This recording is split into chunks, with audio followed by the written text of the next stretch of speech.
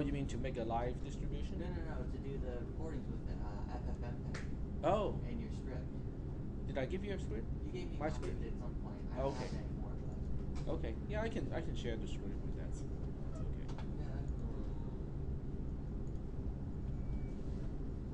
Wow, I completely... This profile appear to be in use by another Google Chrome process. Chrome has locked the profiles, unlock, relaunch. There we go. Yeah. I have an old version with this particular live distribution. That's why it complains and go like, nah, we cannot use that profile. That's okay. For this class, we can use an older profile. That was it. So can I ask why Debian? Why Debian? Why do you choose Debian over all the other distributions out there? It's not an Explorer. I have used it for 14 years, and it hasn't really given me a whole lot of trouble, so I don't have any reason not to. I went on like a spree over the last couple of years and tried just like every different flavor almost. It's nice. I'm thinking about going back to it, but I don't know. It's definitely not Ubuntu. Oh, it's not. Like Ubuntu is not Debian. I know they're based off each other, but I'm saying they're nothing alike. They're related, you know. Yeah. It's like evil twins, you know. Yeah, basically. Yeah, doppelganger, for sure. Yeah, it's like evil twins. I screwed up my computer so good installing Debian a couple of times. It's good. Don't ever distribution upgrade. No. Never. I've been running SID and have been constantly doing distribution upgrade. Yeah. I just downloaded a Jesse image yesterday to see what's up because I like XFCE. And its compositor sucks. Like it's just a consistent problem throughout every distribution. XFCE causes window tearing and videos and all kinds of stuff. So if you replace the window compositor with Compton, everything looks flawless. But Compton's only available in the testing repositories right now, so it's kind of a balancing act. Yeah, they put things into testing and then take it out, and then put it into SID and then take it out. So yeah. The other distribution that I have is using LXDE, but LXDE is a little bit less sophisticated, and for certain things it just doesn't do it as good. So I have to rely on this one. I have not been able to run a XFCE4 distribution for a while. It's an upstream issue. Especially with the authentication using dbus. So I have been trying to fix that, but I still could not do it. Right. Well, it is 9 o'clock, so I am officially starting the lecture here. So you can pretty much ignore the first ignore the first 3 minutes or so of the video because it's not related to this class. All right, first thing first. For your co-requisite requirement, you have to get a grade of credit in order to kind of stay in this class. In other words, I have to make sure that you have met the co-requisite requirement, and that means you have to be either taking cisp 370 or 300 or 301 in one of our campuses in this semester, have taken these classes and gotten a letter grade of C or better previously, or you can have an approved prerequisite / co-requisite challenge form that basically says, okay, you have already done some programming before. Giving me a screenshot of a program that you have written is not going to count. Okay, unfortunately, that is not going to count. So we have to get this out of the way. I have taken the liberty of putting a circle next to the names of people who have not met the co-requisite requirement, or at least as far as I can tell, with the exception of yours. I think I graded yours incorrectly. So you might want to double check, and make sure that you have met the requirement. If you check your grade and you're getting quote-unquote credit for the co-requisite check, then you're good. Okay, you're done already. It's just that if you see a no credit, or if you see not graded, then you have to either give me the approved co-requisite check form, or you have to provide one of the other two means of saying that you have met the co-requisite. So today, because I always forget to pass the roll sheet, so what I'll do today is I'll pass it when I still remember to pass it around. Okay? If you don't find your name on it, just write your name down. I can still add people today, because we still have some, people that need to add to the class today, stuff like that. So I still have permission numbers, and we can still add today. All right, so that part is out of the way, and now we can start with the lecture. Are there any questions about what you will need? I still have not set up the router for this classroom, so at this point it would be difficult to use Wi-Fi to program your mobile device. Not sure about USB devices. You might be able to do it, but that depends on whether you have the right driver for your Android device. I believe Samsung devices are notorious for this sort of thing. Okay, they're not normally seen or normally recognized by Windows. You have to download and install a Samsung driver for Samsung devices. Google devices, on the other hand, if you have a Nexus, something that usually will get recognized, almost right off the bat. So you can give it a try if you want to. Okay, we are not really quite at the point where we have to actually write programs in the class. Besides, I'm turning in this meeting into a lecture and not a lab. So for the most part, as long as you have a setup at home or somewhere else that works, it's good. Any questions about that? Has anyone tried out the portable setup, which is this one here? This is a video to show you how to use my modded portable AI setup 2.2, and this link here will bring you to the portable version of AI setup. Has anyone tried that out on a thumb drive? Does it work? Yeah. Okay. Fine. Excellent. It was an easy change. The reason why the official one does not work is because they have an absolute path to the executable. I just had to change the absolute path to a relative path, and that basically fixed the whole thing. But I just have to repackage the whole thing and put it back on the web. I thought about putting this, on put a link to this to the forums, to Google forums, where people actually talk about how to use App Inventor 2, but I have not done so yet. But you guys are the guinea pigs, okay? But it works. That's good. All right. Any other questions about what we have talked about so far? Yes. I couldn't get my emulator to work at home. I haven't tried my phone yet, but Okay. I have the setup, right. the starter, Mm-hmm. and then when I try and do it, it does like a 10-second countdown. Right. And when it gets to 0, it starts 10 seconds again.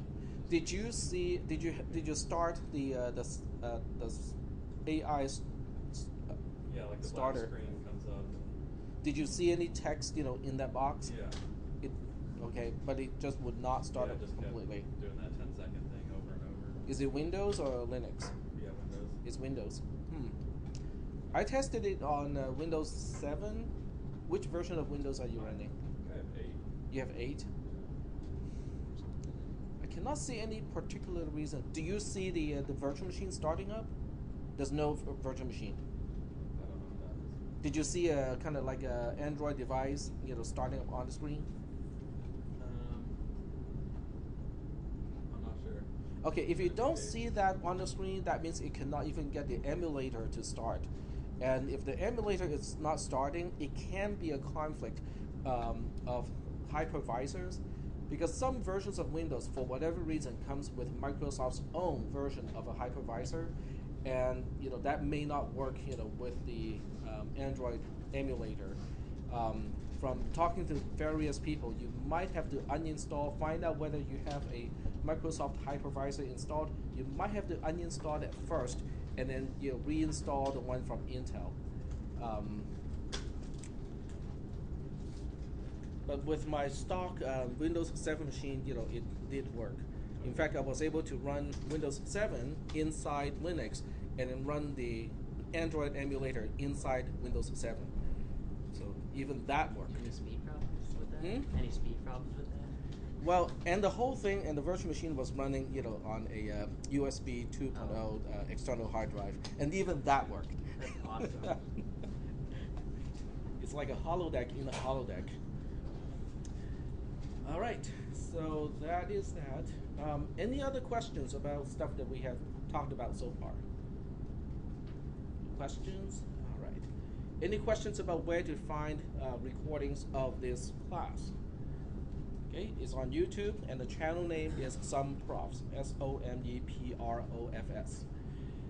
Okay, so if there are no questions, we'll continue. Oh, you know what? You guys have a new homework assignment. It's right here. It's called Perfect Start. Okay, so we'll go take a look at Perfect Start. And this is not going to be a very long, complicated homework assignment. You know, it's going to be fairly easy, but it will get you familiarized with the interface, with the App Inventor 2 interface. So what I'm doing here is I have a link to Hello Perl instead of Hello World, which is the usual, you know, first program that people write. It's called Hello Perl. Not Perl. Okay, so I'm going to open this up in a different window so we can, you know, kind of switch between the two. This is from MIT itself. So the MIT Media Center actually, you know, wrote the documentation of this part here, and it has, you know, full instructions. It tells you exactly step by step how to do it. Okay, short of, you know, a video clip, you know, that is in that shows you, you know, like, okay, drag this over here and whatnot. But it does have all the instructions that you need in order to make the app.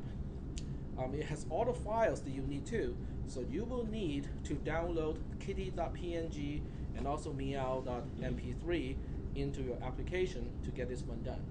You can do this also, by the way, in an emulator. I have tried that and it works. Okay, it works a little bit slower than an actual device, but it still works, and you know, it's really helpful for people who do not want to use an actual device. So it's step by step, you know, completely step by step. And this is the picture of the kitty, and you know, it basically, you know, just shows you exactly, you know, how to go through, you know, all of these steps, and it also shows you what to do with the blocks too. So, you know, over here it tells you what blocks you will need and how to put the blocks together. And this is your program. By the way, this is your program. It is a block inside another block. It's all done by drag and drop. Okay, there's very little typing, if any, in this particular program. So for the most part, it's just, you know, drag and drop, and it also tells you how to save it. Okay, so this is your first homework assignment. So after you're done with the homework assignment, the way you turn in this homework assignment is to save your project into an AIA file. Okay, so save it from the browser, save it to an AIA file in App Inventor 2, and then log into Moodle, go to the homework assignment, which is, you know, this one here, and then turn it in. What I'll do is I'm going to open this up as a student so you can see from your perspective how to turn in a homework assignment for this class. For those of you who have used Moodle before, you know, you probably already know how to turn in a file as a submission. But if you have not done that before, I'm going to show you exactly how to do it step by step. So here I'm going to log in as a student.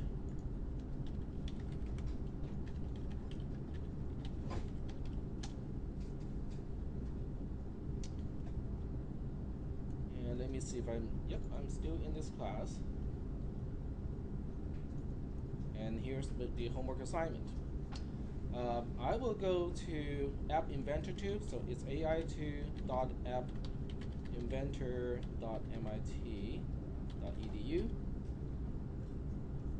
and I can pick, you know, my, you know, school account, and it won't let me in. Fine. Try the other one.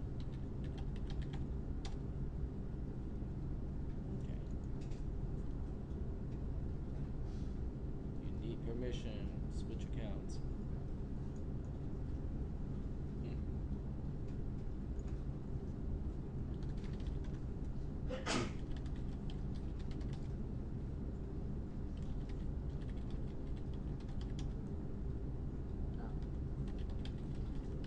Email address, I believe. It's still complaining. Switch accounts.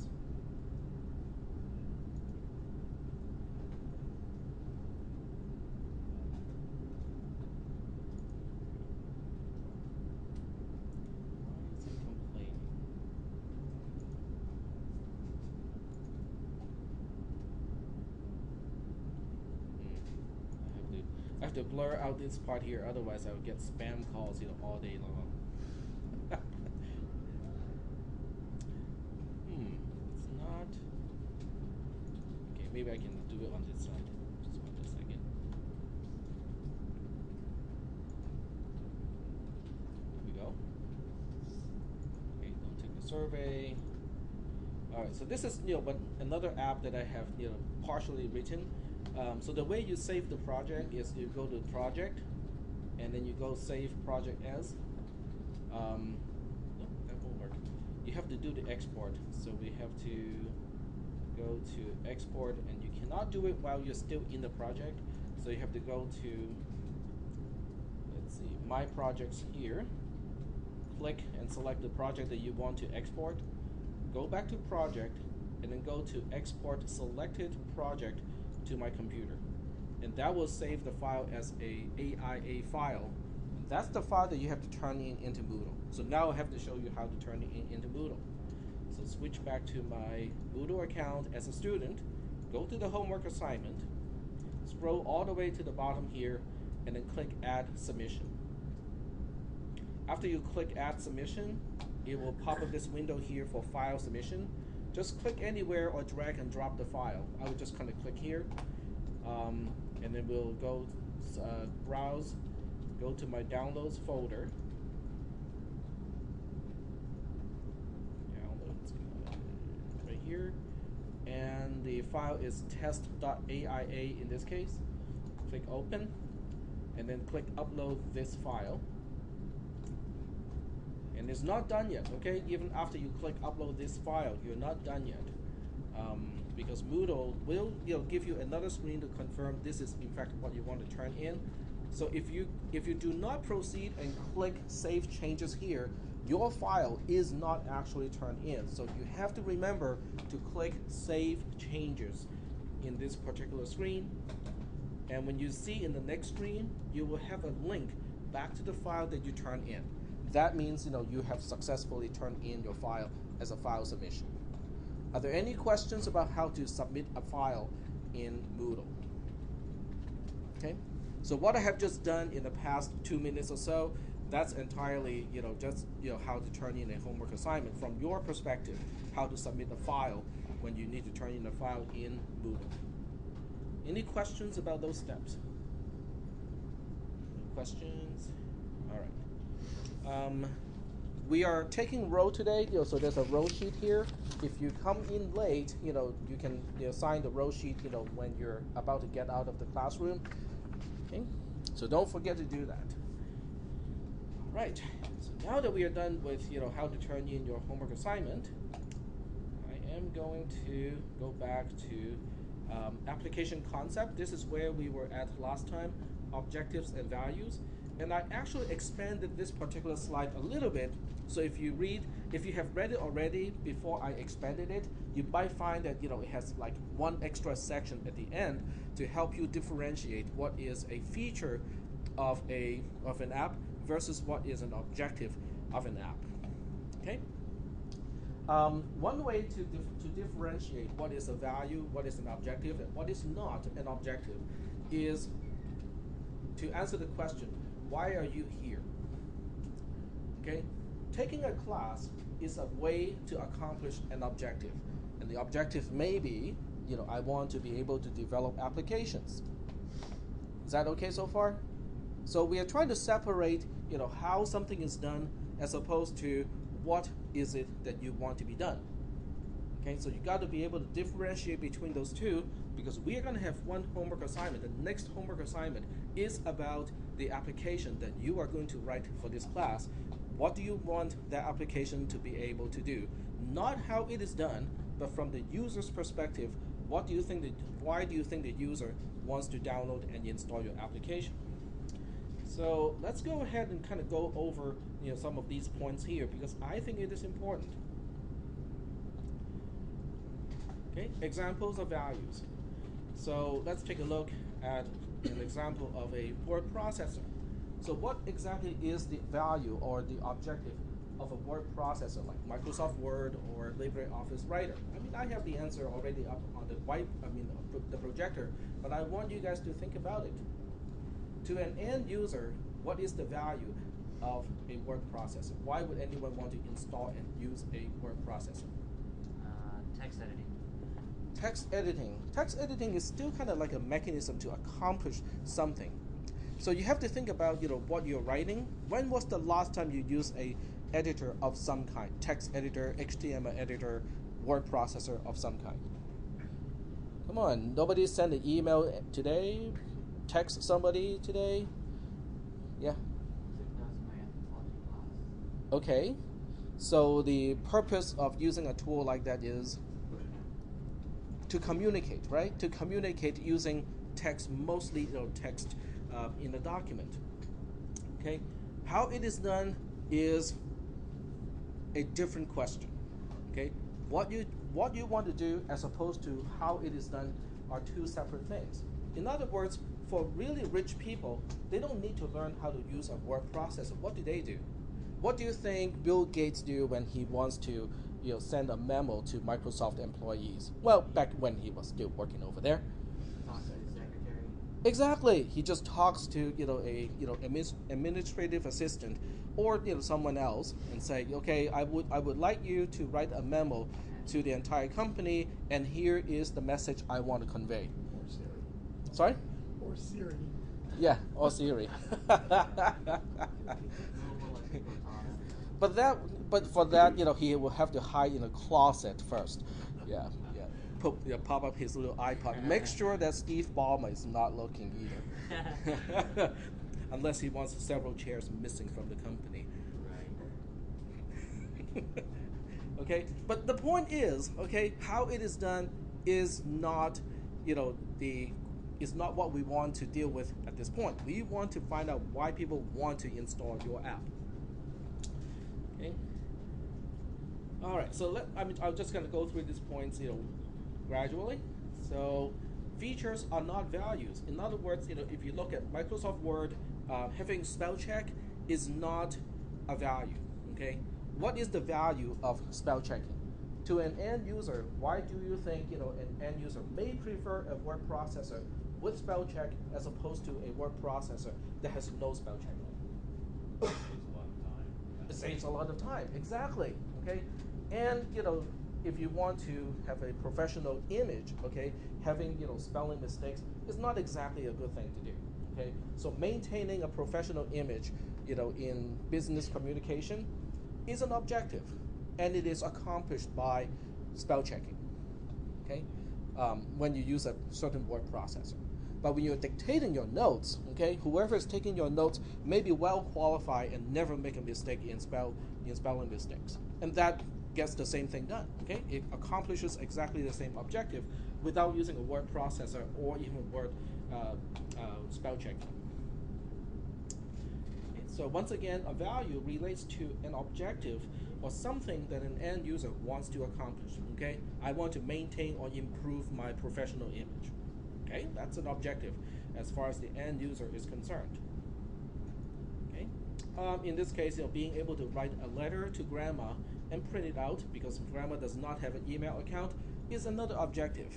And trust me, a lot of times these days, grandma has an email account. Most grandparents that I know of know how to use an iPad much more proficiently than I do. And I'm not kidding. They would show me the iPad and ask me one little thing and say, well, can you show me how to do this? And I have no idea of how to do that, not even close. And they would have to go to the right screen, the setup screen, and say, okay, I can get as far as here. Can you take over from here on? And at that point, I can do it, okay? When I can see, the IP address or the ports and stuff like that, I can do the configuration. But to get to the setup screen, sometimes, that's difficult for iOS devices because I do not own one. Okay, for Android devices, that's relatively easy. Okay, now this is an interesting one. What about being able to save a document and edit it later? Is it a feature or is it a value? It's a feature. Okay, this is a feature. It is not an objective. Okay, it is a feature to support an objective. The objective is I don't have to retype something over and over again. Okay. Okay, whatever I type, whatever I have done so far, I want to be able to do it, continue to edit the document. This is just one way to do it. What is the other way to do it? If you have an administrative assistant, have your administrative assistant to maintain a copy, right? Okay, it is your job, so and so, to keep track of the document that we have typed up to this point. If that person has lost the original copy, that person will have to, recreate the document. And the same thing applies to support all common font effects like boldface, italic, underline, and etc. It is a feature to enhance the ability to communicate in a written document. It is not an objective. Okay, it is a feature to support an objective. This one is tricky. What is the value of a web browser? Okay, it is really, really tricky because most people think of a browser as, oh, this is one of the most useful applications, right? And I do not disagree that a web browser is one of the most useful application. But can you name the objective of a web browser itself? To grab information from the servers. That's kind of vague, okay? It's a gray area. It's a gray area because the only value to an end user as far as a browser is concerned is to be able to connect to HTTP servers. That's it, okay? That's the only job of a browser. But I'm pretty sure I can go to Amazon and do all kinds of shopping. I'm pretty sure I can go to D2L and Moodle, of a school, so I can take online classes. But those are not of the browser itself. Those are objectives of D2L, of Moodle, and of Amazon. Your browser is nothing more than a gateway, a door to to get all those things accomplished. All right. So the next thing we'll do is to capture the values as use cases. In other words, we're going to use some pictures, use a diagram, so that you can document your application so you do not forget what is the main purpose or what is the main objective of your application. The tool that we are going to use is called Umlet, U-M-L-E-T. Okay, it's supposed to omelet. It is called Umlet, and we'll use use case diagrams for that purpose. This is a hyperlink. You can right-click it and open a new tab, and this is a Wikipedia entry that talks about what is a use case diagram. This is a really complicated use case diagram. I do not expect you guys to do anything nearly that complicated. Okay. It kind of explains how a particular information system is used from the perspective of an end user. So I'll give you a few examples in this class, so this way we get a few examples, and you can choose your examples too if you want to. Okay. A use case is essentially a way an end user can use a system. That's basically what a use case is. Now in this case, the end user is what we call an actor in a use case diagram. An actor in a use case diagram is not a single person. It is a classification of potentially people. So when you're talking about online banking, a user, okay, which is represented by a matchstick figure in a diagram, is a classification of users. Okay, it's a type of users. So when you look at a bank, online banking, situation, corporate users, it's one category. Regular end user is another category. Okay, administrators of the bank is another category of users. So each category can have multiple individuals, but you're talking about an entire classification. What this particular classification can do with the information system. A user can also be any external system that may be interacting with the information system that we are documenting.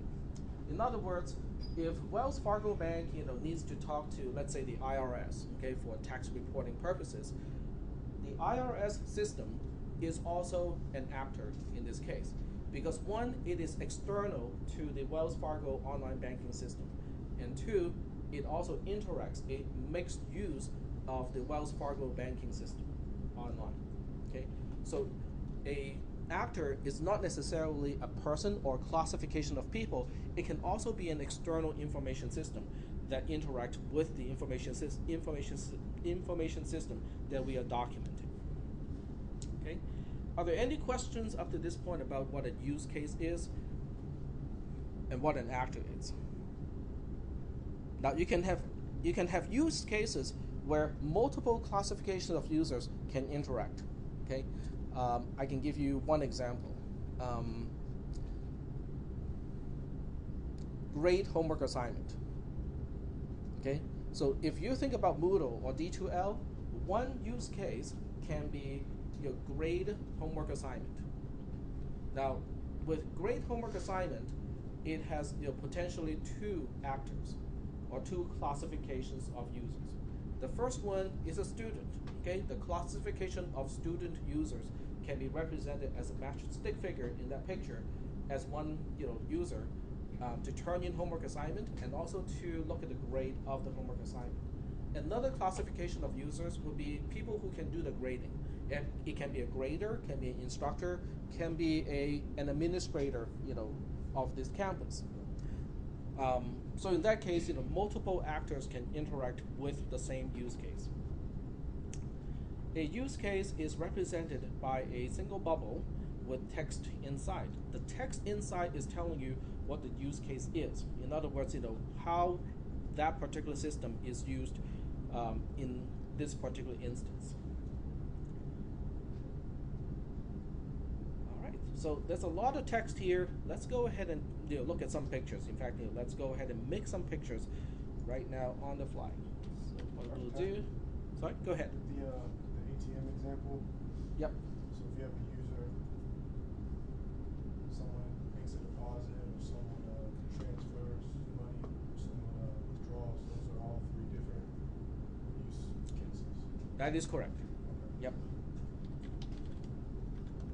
Let's go ahead and take a look at the omelet.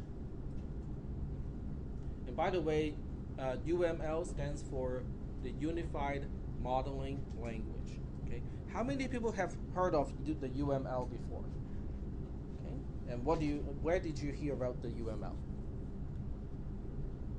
I've used it before. Oh, you do? Okay. Yeah. It's a very big language, by the way. Yeah, Not we're the job I have now, but I have. yeah we're in this class we're using like a tiny little fraction of it, but I do want to expose everyone to the UML. Okay. All right. So this is Omelet, which is an open source program. For those of and in the next homework assignment, you will have to download it. So if you just look up Omelet. Yep. Oh, and if you go to the omelet.com/omelet.ino, you can actually use it online. So if you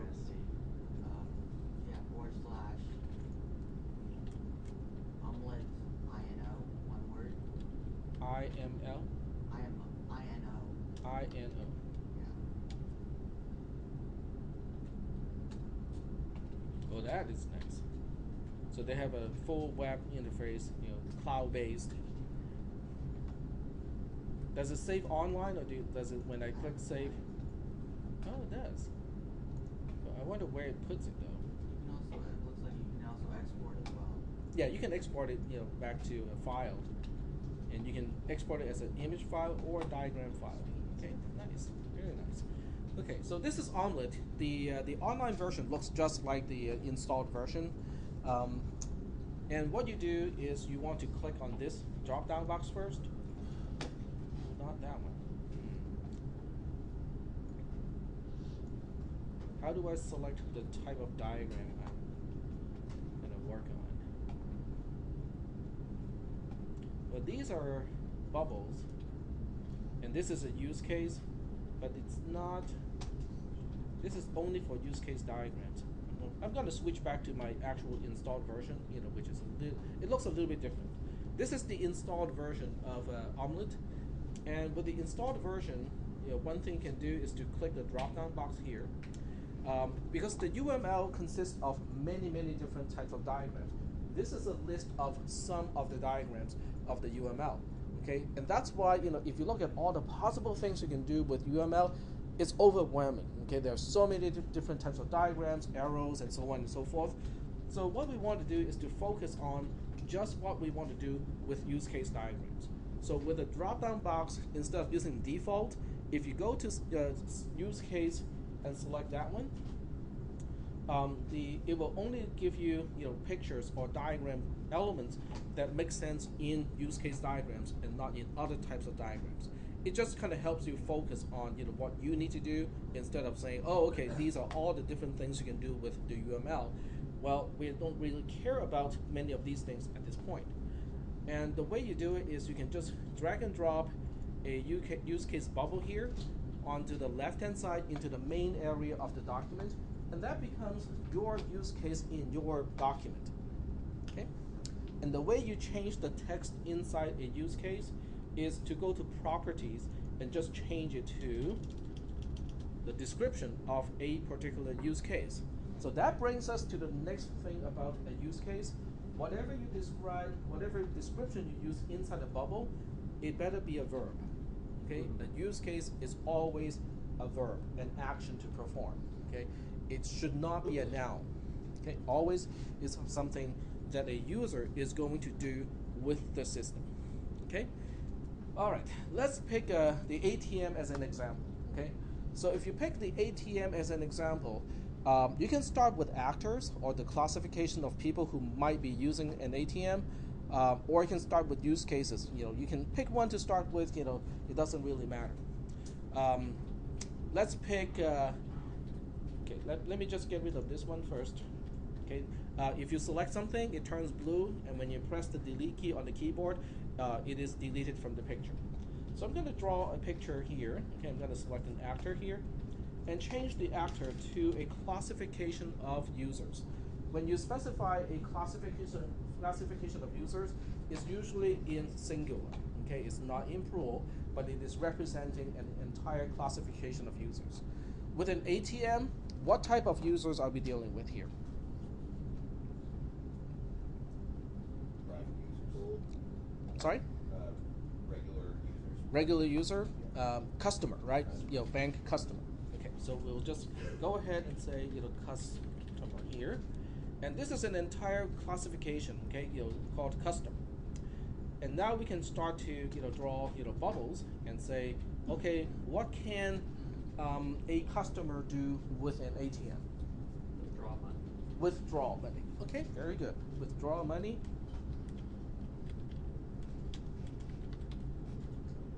Is one use case.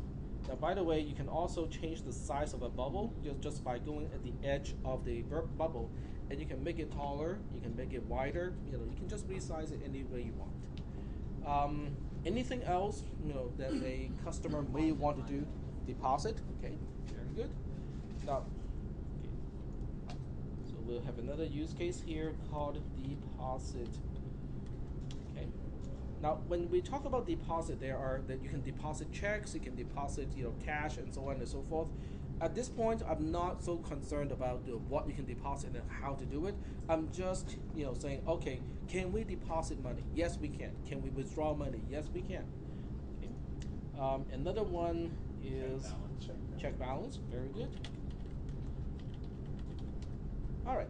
So let's just limit to 3 at this point. You can draw more if you want to later on. So the way you want to connect a customer to a use case is a straight line. Okay, it does not have any arrows. So these are the lines to make the connection. Okay, so let me show you the connection points between a match stick figure and a bubble.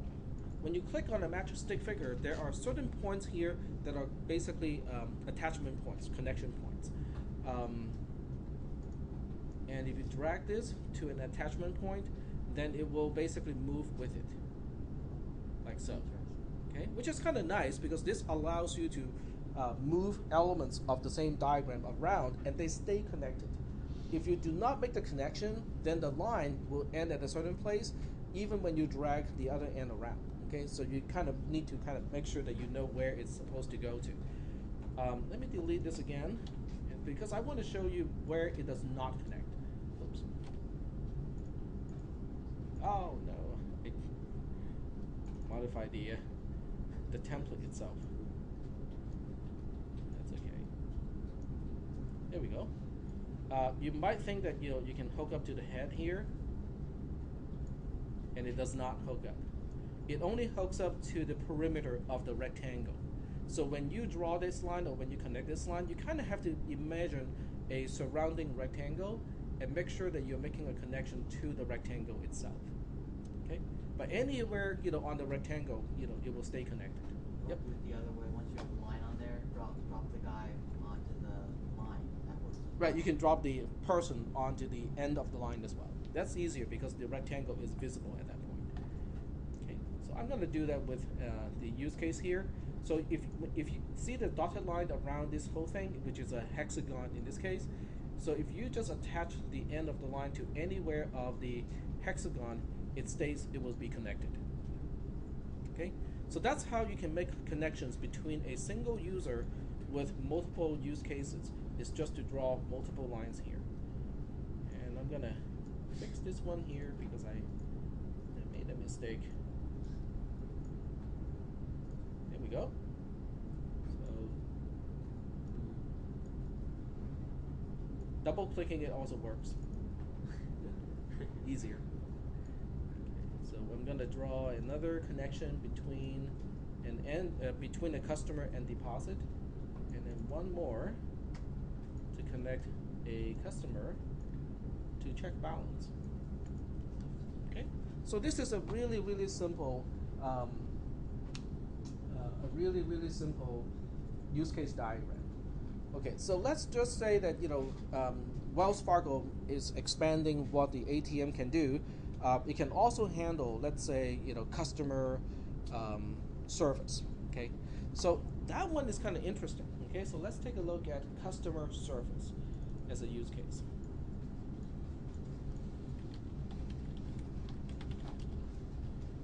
And use customer service as a use case. Now, this use case certainly has a connection to an end user or a customer because customer is requesting customer service.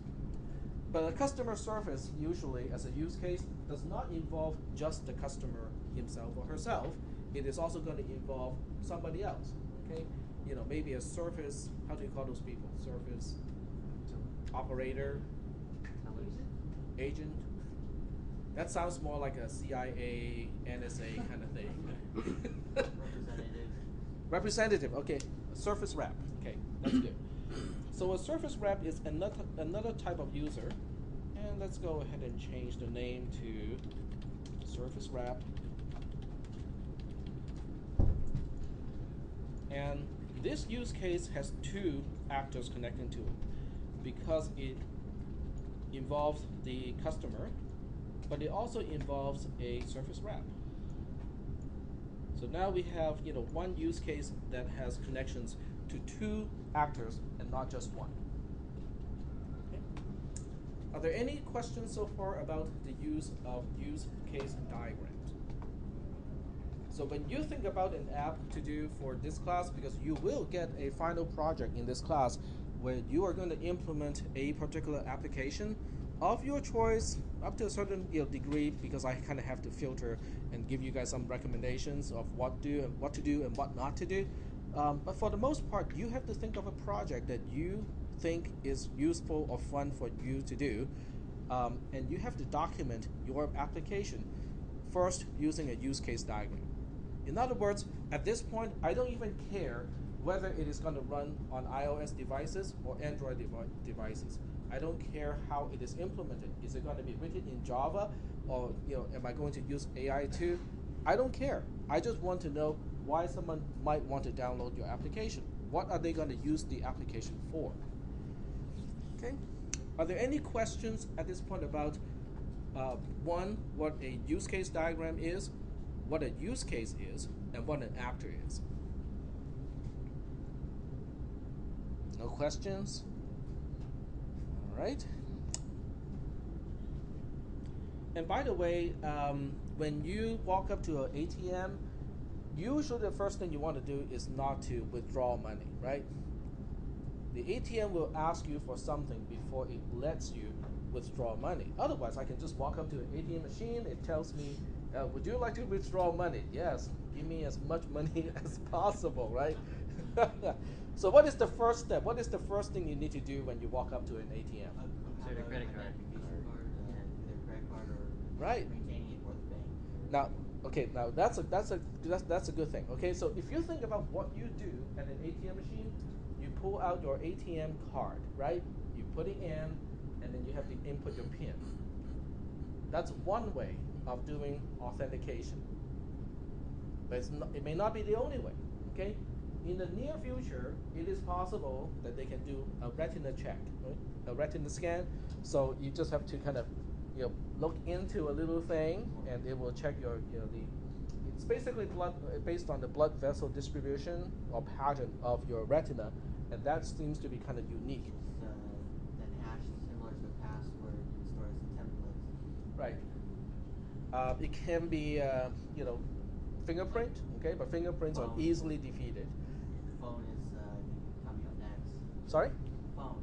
Like Phone. with Google Wallet. So you can Like- use a near-field communication of a phone, for authentication purposes. Yeah. So putting in an ATM card is not one, okay? It's not an objective. It's not a use case. What about authentication itself? Is that a use case? Is it something that is of value to the customer? That's with the customer for the bank. Okay, let me just put it up here, and then we'll think about it. Okay, so I'm gonna put authentication here. Authentication.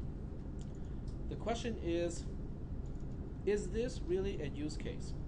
Should I consider authentication a use case? It's like a step to get to. Yeah. Exactly. Now, how do we know that this does not belong here? Authentication is not a use case. It should not be here. Is anyone going to authenticate and then take the card back out and say, I'm done? Your only purpose, the only reason why you walk up to an ATM is to authenticate. Nobody's going to do that, right? So that means authentication by itself is not a use case. It is one important step in the implementation of all of the other use cases, but by itself, it is not a use case. It does not belong to a use case diagram.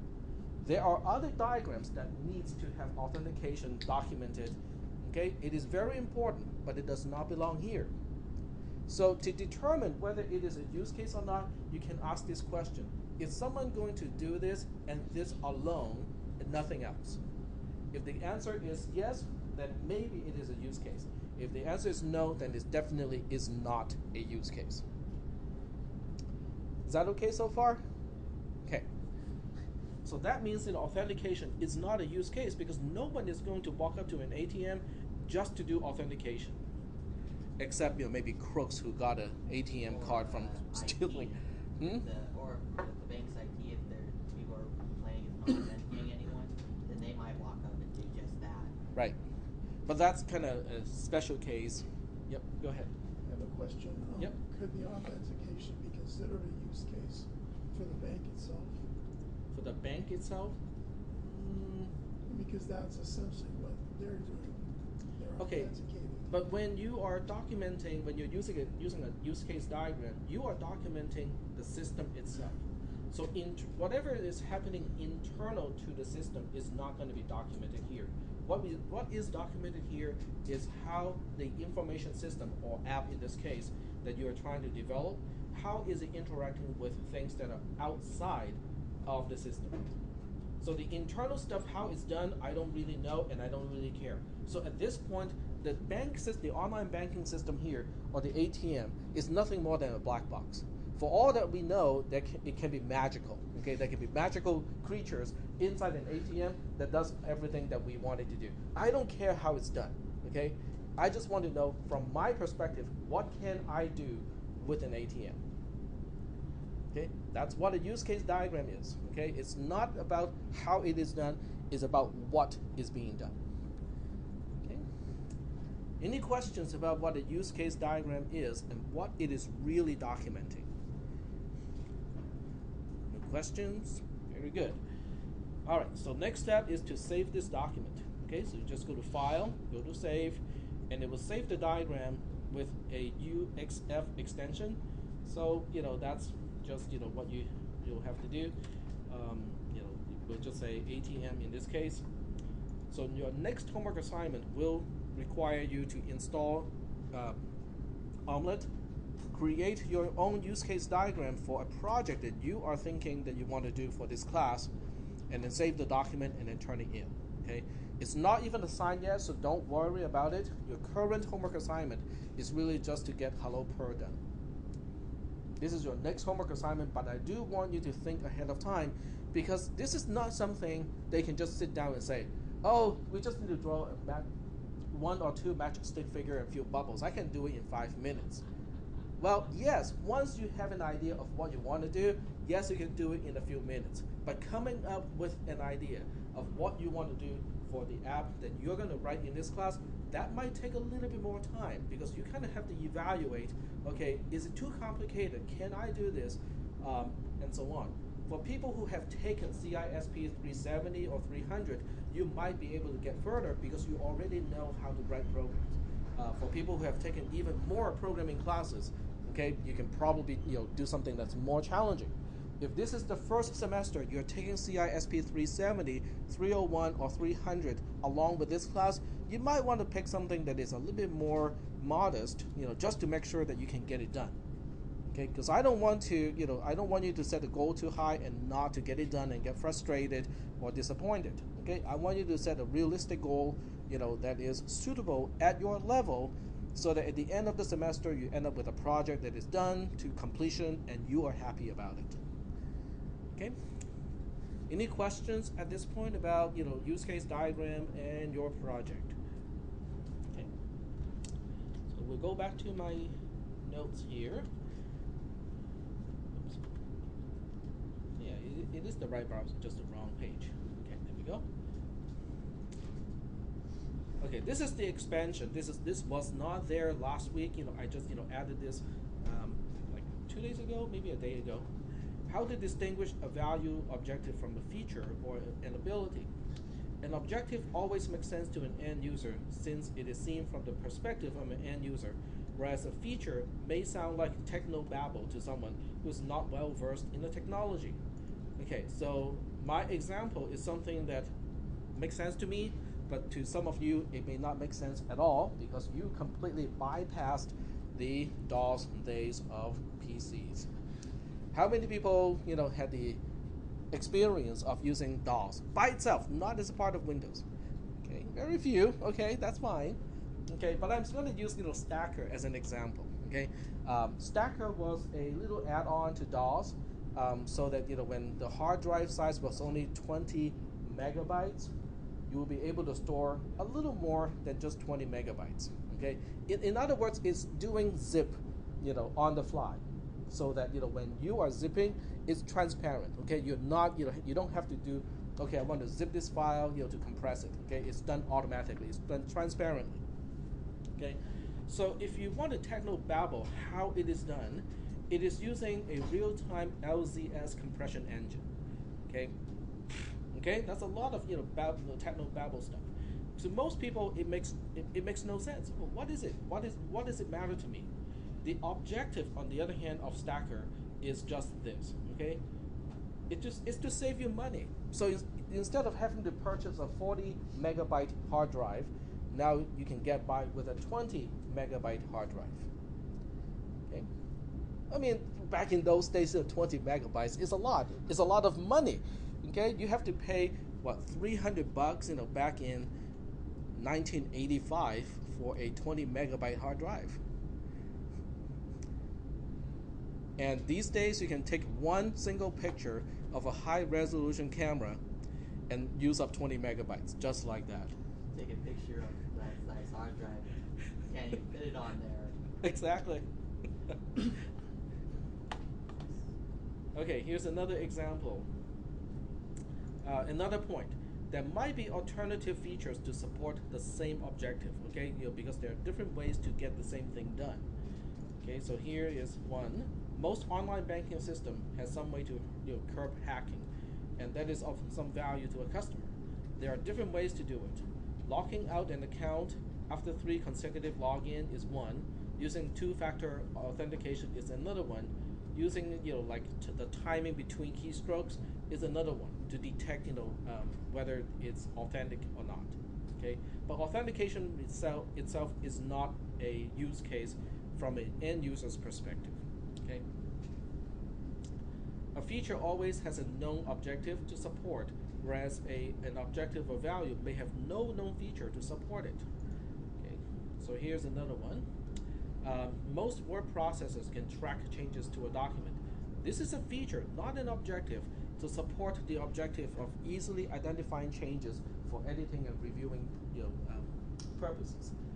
How many people know what is track changes in Microsoft Word or some other word processors? Why do you think it is of value to an end user? If you have multiple users working on a specific document, it allows you to see what a previous user changed. And if someone makes a useless change to it, you can unroll it, right? You can just undo that change and go like, nope, do not like this change. Edit your own documents drunk and you don't really like it, you can see what exactly you changed. Yep, exactly. And by the way, Wikipedia has exactly this feature. Okay, it's very important in Wikipedia because it is edited by anyone, right? I believe it integrates Git into its technology in order to produce Yep. Wikipedia. It might be Get, I don't know behind the scene what it is, what is the technology, but it has this feature. But the purpose is exactly that. Okay, we want to be able to do revision control so that if a document is not edited the way that other people want, they can select which change to make permanent and which change to delete and undo. The second one is an objective to begin with, but it is not supported by any word processor that I know of. Okay, it would be nice if you can just tell a word processor and say, I want to write an English paper, that talks about this. And 3 minutes later, the document is all done, and you can just save the file and turn it in. That's a good objective, right? Writing, a word processor that can write articles. Okay, well, it's not supported by any feature that I know of. Now with Watson, okay, it might be able to get it done in the next 5 years or so. Does anyone know who is Watson or what is Watson? Artificial intelligent robot appeared on Jeopardy a while back. Yeah, it's not even a robot. It's really just a information system called Watson. Whether we want it to become a robot or not is a whole different question. Okay, so for those of you who are interested, this is IBM Watson. It's basically a information system that can stay off the grid and play Jeopardy and win against the best human Jeopardy players. That's what it started off with, as. Okay, that was the original thing that IBM was saying. Okay, we should be able to get it done, and they got it done. Final Jeopardy, it glitched.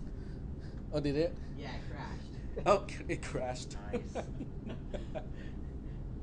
But it's still impressive. I think Nova had an episode on Watson. Okay, if you check out PBS, they had an episode on this.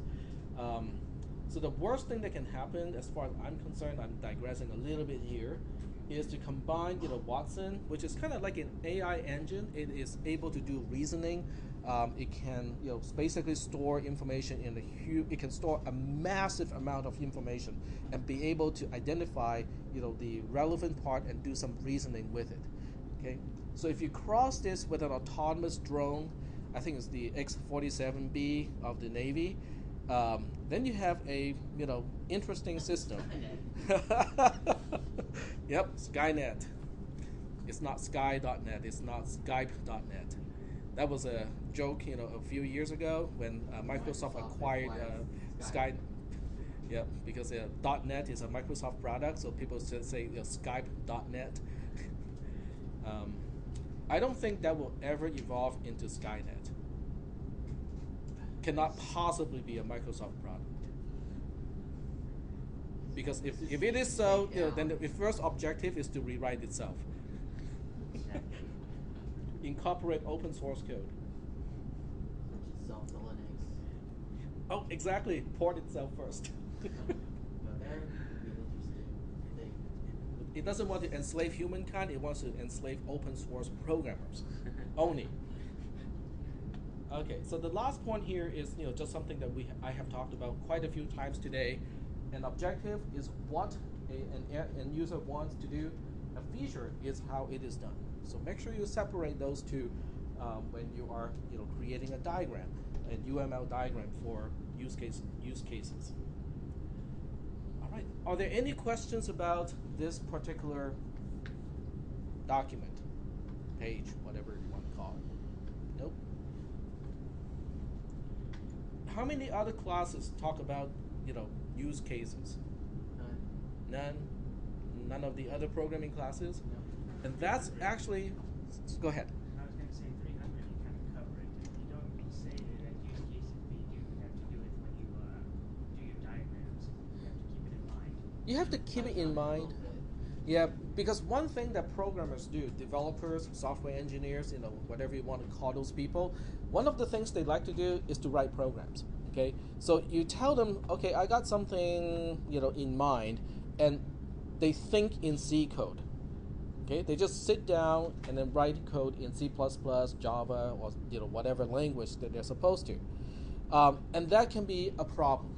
Okay, some of you here have taken cisp362 already, an actual programming class, and there are times when people do not read their homework assignment carefully to identify what the homework assignment is about, what the instructor is expecting, and they just kind of skim over the instruction and go like, oh, I have an idea what I'm supposed to do, and people just sit down and write the program. Only when it's time to turn in the homework assignment and they read the description a little bit more to realize, oh, I missed something that is important. I have to restructure my program significantly to incorporate this one little thing that was in the original document that I somehow kind of skim over originally. And that happens, okay? And that's why it is important to keep this in mind, because a project can get out of hand while you're working on it.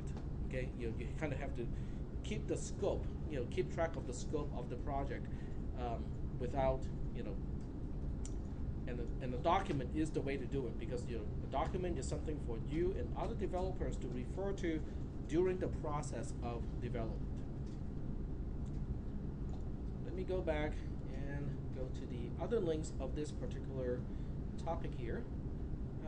That one is about Omelette, which basically just describes how to use Omelette. It has just basic instructions, diagram to show you what it is, and so on. Okay. Something that you can kind of either read by yourself, but I have already kind of demonstrated everything that is in that document already. Right. So how many people have some idea of what you want to do for your project? Some vague ideas, okay? So for those of you who have not really have not thought about it, it's a good time to start thinking about it, okay? So start thinking about it before you have to do this homework assignment, so that by the time it is assigned, you already have some idea of what you want to do or what the app is supposed to do. Okay. Any other questions?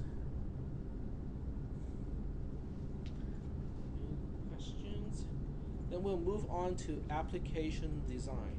Okay, application design has to do with designing an application. Now, when you design an application, what do you have to do? Well, do you know what your application is supposed to do? And if you do you know how it is done? The steps, the process, involved in each step. So I'm gonna skip this part, for the time being. I'm gonna skip, do you know how your will be app is supposed to do? And instead, I'm gonna jump right into screen layout, and how to design the static part of an application, because that's kind of like a fun part. I mean, most people kind of like to do that, just to kind of arrange things on the screen, and it's a good thing to do while we are still thinking about what project you want to do. So we'll go back into App Inventor 2. You can always click this button here to start a new project. Okay, so going to start a new project here. I'll just call this test 2. And it opens up the interface immediately to test 2. This is what we're going to use this semester to develop applications. It's fairly easy to use. You don't have to install much, okay, depending on how you want to program your Android device. I think a few students brought up the point that if you cannot do anything to make your application connect, to make App Inventor connect to your mobile device, one last resort that always works is to use Dropbox or some other way to distribute an APK file to an Android device. Okay, and I'll show you exactly what I mean by that. Okay, so I'm going to sign into my Dropbox account first. And Dropbox is not the only thing you can do here. You can basically use any way to distribute files. Google Drive works. Okay, the only problem with this approach is with the emulator is not easy because you cannot install apps in the emulator easily. So I'm going to go back here. This is an empty app. Okay, it doesn't have anything, but you know what? I can still do it. Okay, I can go to Build, inside, go to Build, and then click App, Save APK to my computer. So once I click that, what happens is App Inventor, which is a cloud application, is going through everything that it needs to do to create an APK file. The APK file is what you need to install on an Android device. You will have to enable a feature to accept that. So let me just go to my Android device here, because most smartphones won't let you do it because of security reasons. So in order to do this, you will have to go to Settings, and then scroll down to Apps. And when you're in Apps, you can click the menu button.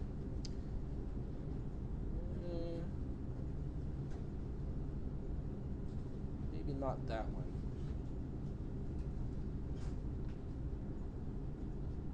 I think it's I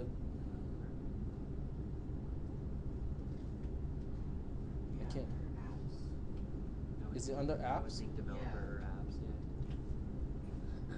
No, I don't think it has to enable a developer first. I think it's under Apps, but I cannot find that option here. If it's not under Apps, it's probably under Security.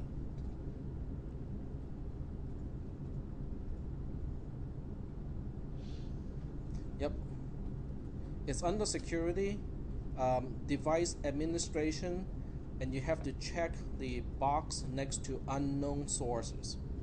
That's the option you have to enable in order to install an application directly from an APK file that you download instead of coming from the Play Store. Okay, so I'm going to say that one more time.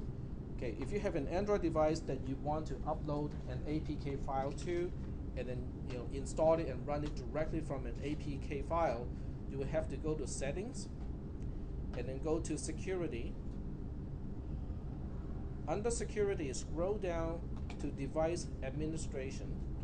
Under Device Administration, there will be one item called Unknown Sources, and the text, the caption of that one is Allow Installation of Apps from Unknown Sources.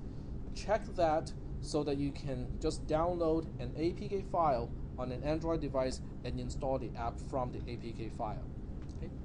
So once it is done, you can see that I have a test2.apk file here. This is just one file. Now I can use any means to upload this file to my device. Okay? Using Dropbox is one way. Sending an email to yourself, having this as an attachment, is the other way. Okay, so there are multiple ways once you have an APK file to get it onto the device and get it installed. But before you install it, you have to make sure that you have that option checked. Otherwise, it will not do it. Okay, are there any questions? Okay, if there are no questions, we'll kind of move on and kind of talk about the user interface and how you can do screen layout. Now, screen layout basically refers to if I have multiple items from the user interface here onto the screen, how are they arranged? Okay, can I say, okay, I want this to appear over here and this to appear over here? In a real Android application, you have a lot more control. Okay, you have a lot more flexibility. App Inventor is kind of more limiting, but at the same time, that makes it easier to use as well because you don't have a gazillion options whenever you want to do something. So if you just drag and drop items, okay, if I drag a button, there's no other place it can put it. Okay, it has to be from the top. If I drag something in addition, it can either be after this, below, or before this, which is above. I cannot say, oh, how about side by side? I want this text label to be next to text to be next to the button. I cannot put this side by side unless I use another feature. But if you do not use any screen layout feature, you cannot do side by side kind of thing. Okay? Are there any questions about this particular limitation of App Inventor? So what if I want these two to be side by side? Now, if I want these to be side by side, I will have to go down to Layout, and under Layout, it has one thing called Horizontal Arrangement. Okay, I'm going to drag Horizontal Arrangement over here. Doesn't look like much, just looks like a little square at this point. That's because Horizontal Arrangement at this point doesn't have anything inside. When it has nothing inside, it just appears as an empty square on the screen. Doesn't do a single thing. The job of a horizontal arrangement is to arrange things horizontally. So if I want to put a text label right next to a button horizontally, this is my ticket. Because now I can take this element here, drag it in, and you can see that the thick blue bar is saying that it is now the leftmost item in the horizontal arrangement. Okay? Now I can drag the button. If I drag the button into it, it automatically makes it the second item. In the components pane, you can also see how the items relate to each other. Screen 1 is the overall container. It's the entire screen. And you can see in screen 1, I have one horizontal arrangement. Inside the horizontal arrangement, I have label 1, which is the first item. That's the leftmost item. And also a button 1, which is the second item, which is the rightmost item. So this is how you can do arrangements, side by side and stuff like that. But what if I have, two rows and each row has a label and a button, and I want everything to align just fine, just perfectly. Okay?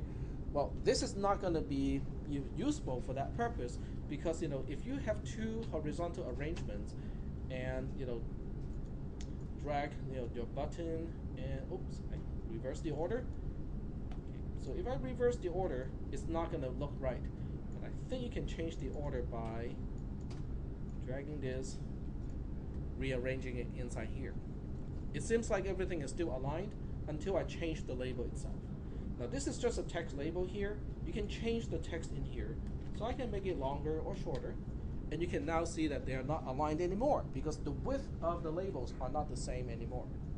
So that means if you want multiple rows to align vertically as well, you have to rely on something else.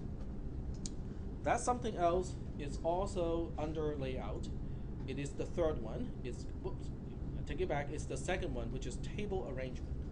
Table arrangement, as the name implies, has rows and columns. So this time I can drag this over here to be the first item of the first row. This is the second item of the first row. This is the first item of the second row, and oops, the other one over here. This is the second item of the second row. And then I can get rid of these. How do you get rid of something in App Inventor 2? Delete doesn't work when it's inside the viewer, but in the component view, it works. So what you want to do is to select what you want to delete. Make sure it's highlighted here. And I have to scroll down because I have a relatively small browser. But when you use a normal size browser with a high resolution monitor, you should be able to see everything. So just click the delete button and it will ask you for confirmation. And this is how you can delete elements from the viewer screen. It's not from the viewer pane itself. You have to do it from the components pane, which shows you how everything is structured. All right. So are there any questions about the layout options in App Inventor 2? That's pretty much all of it. Okay. You can put things, just using the top to bottom type of arrangement. If you want things to line up horizontally, you can use these options. Are there any questions about the layout options? Now, the layout box itself does not appear in the application. When you run the application, there is no box around these four things. Okay. How do we know that is really the case? Well, let's go ahead and try it out. So I'm going to have to reinstall the Android version of AI Setup. So I'm going to go to this one here. Just download it.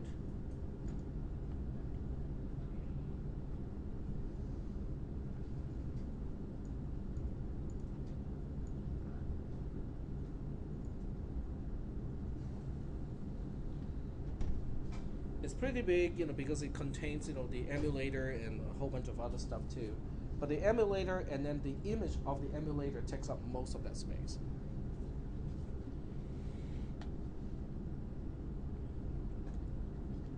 Scroll down to application design, basic user interface.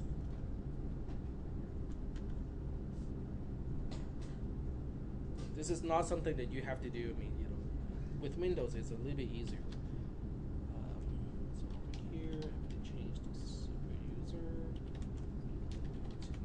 to this folder.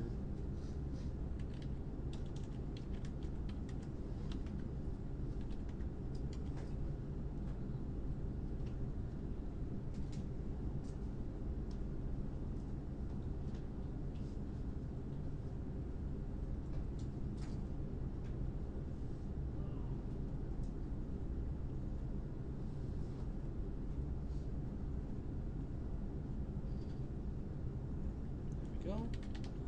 And then AI starter is the command line. Okay, so now with this running, I can go back to AI2 and say, okay, show me what this is going to be like when I run this in an actual device. So to do that, I have to go back to connect here, and this time I want to connect to emulator, and it will start up the emulator. It's going to take a while. It will get done. If you cannot get to the emulator itself, it can be a hypervisor issue with Windows. What exactly is that? What exactly is that? It's kind of like a driver to make use of the hardware acceleration ability of your processor. Microsoft has its own, and the Android emulator wants to make use of the one that Intel publishes. So we have the emulator up and running, and then it will run AI Companion on the in the emulator in order to connect to AI to connect to App Inventor.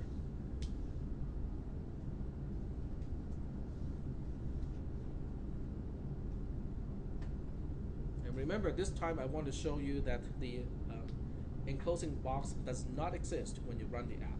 Okay, that's the purpose of running the app here.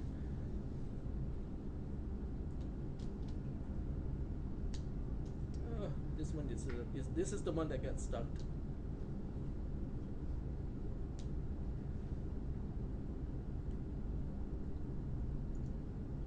Let me see if I can just run it directly. AI Inventor is not here. It's trying, but it cannot do it. Not package.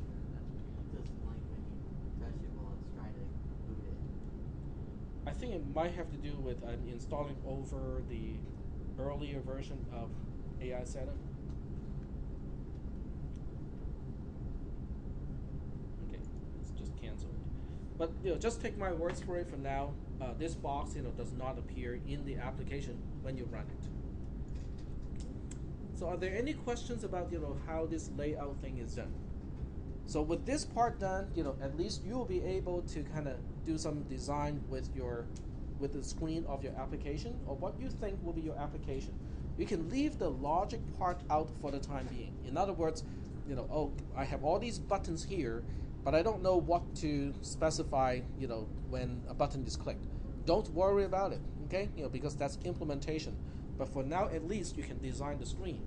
What if one screen is not enough? What if your application is kind of complicated? I need to have multiple screens. You can just add a screen here. Okay? You can add a screen, and then you can change the name of the screen to something else. And now, if you have multiple screens, you can switch between the screens using this drop-down box. So you can switch to screen 1, you can switch back to screen 2, and switching between the screens in the application, don't worry about that part just yet. Okay? In other words, if you think, okay, I want to write this app in this way, and when this button is clicked, I want to switch to that other screen, make a note of that, but don't worry about how to get it done. Okay? That's actual code, and we'll talk about it later. Yep. Could you add something like a splash screen, like starts up? Yeah, well, screen 1 is special because that is always the first screen of the application. So if you want to have a splash screen, you want to make screen 1 the splash screen, and then after delay, after whatever you need to do, you can make it transition to the actual empty screen. Okay. Yep. Yep. How do you do a delay? Like if you want to have a splash screen and then it switches after a certain amount of time to screen 2, how do you do that? The delay is done, well, this is a little bit out of the current scope, but I can tell you right away so that you can actually kind of think about how to do it. It is under timer, so I need to find out where timer is located. Either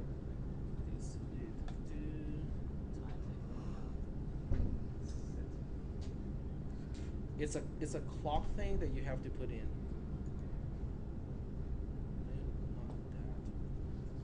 It should be in user interface.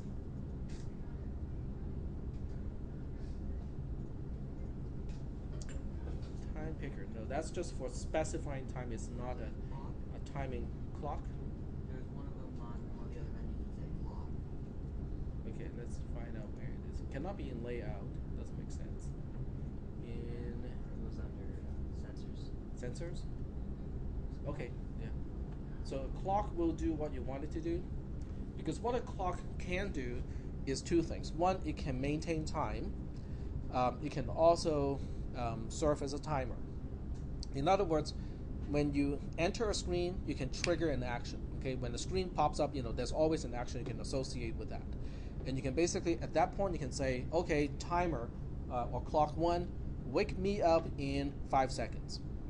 When it wakes you up in 5 seconds, it can trigger another piece of code to execute. So that other code that you execute can do the transition to the next screen. Okay, so that's how, that's one way to do a splash screen. Yep. All right, so we are already starting to get into the coding part, which is great, but at least, for the time being, focus on what you want your app to do as, as a use case diagram. And that kind of concludes today's lecture.